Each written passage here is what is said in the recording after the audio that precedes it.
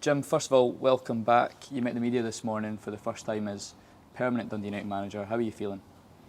Yeah, I mean, look, obviously absolutely delighted to have been offered the position of manager at this great football club. I feel a very lucky man to have been given the privilege. I think if this job had been opened up to the public, then I think it would have been inundated with CVs from very good managers around the country. It's a club with a great ambition, great history and a terrific fan base as well. So, yeah, I feel very, very proud to have been given this opportunity. I'm very grateful to the chairman, to Luigi, the chief executive, and to the rest of the board for putting their faith and their trust in me. I'm glad that I was able to show in the short period I was in at the end of last season some of the good things that we were able to do and implement behind the scenes, albeit some of the hard work that we did try to implement didn't quite transpire on the pitch, especially after the split. But yeah, I mean, look, we've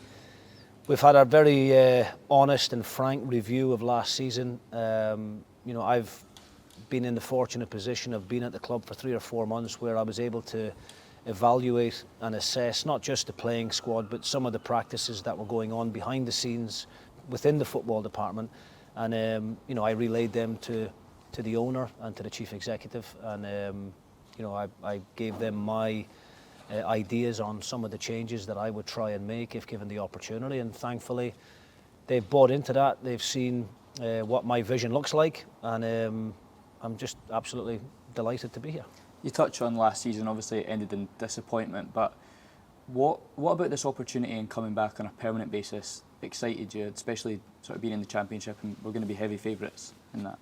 Yeah, I mean, look, last season was a major disappointment for everyone connected to the club, and we all here at the club behind the scenes hold our hands up and take full responsibility for what happened. It wasn't good enough. A club of this size shouldn't be in the Championship. It's very much a Premier League club that should be competing at the top half of the table, and that's what we are determined to try and put right next season.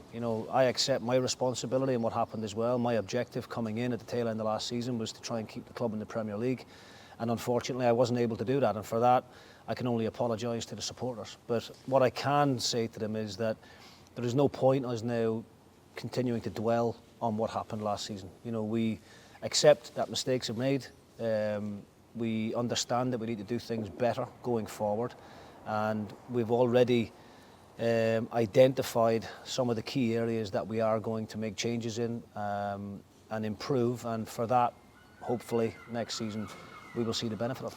You mentioned the supporters there. One thing that was clear when you came in was you seem to have a real connection with them straight away. What can they expect next season?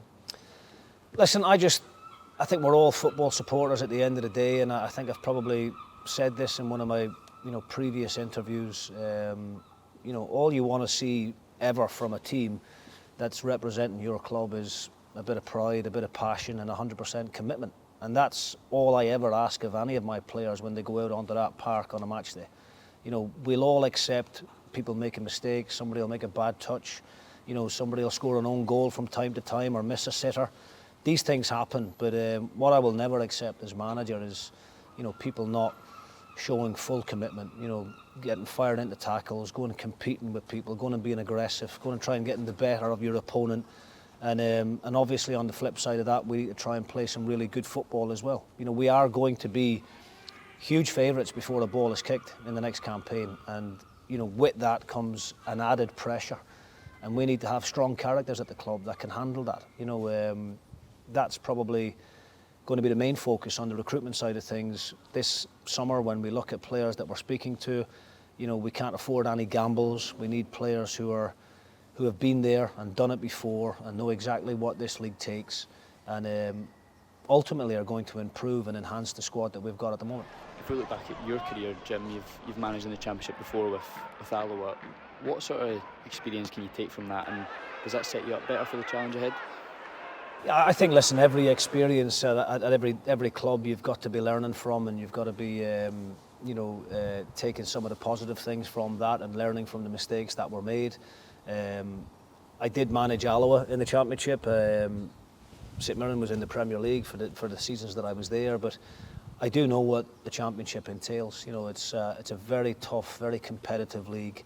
It's going to be a completely different mindset required from when I came in last season here. We were very much in a survival mode, fighting for our lives, trying to fight and scrap for every point to try and stay in the league. Next season, it's going to be different. We're going to be huge favourites going into every single game, both home and away. And, we need to be able to shoulder that responsibility and embrace it. I think that's the most important thing. Be excited by it and enjoy it as players and as staff. And, go and show people why we are the big club in this league, and go and make sure that we entertain the supporters at the same time by doing every element of the game properly. We have to defend better than what we did last year. There's no getting away from that. We conceded an obscene amount of goals throughout the course of the season. So that's certainly an area that we're going to work hard on during pre-season. But then going forward, I think we've got some very good attacking players and some good young, exciting prospects coming through as well. So, we'll have the balance of the squad right come the first game of the season. I think that's the most important thing. We need to have good footballers. Yes, of course you do.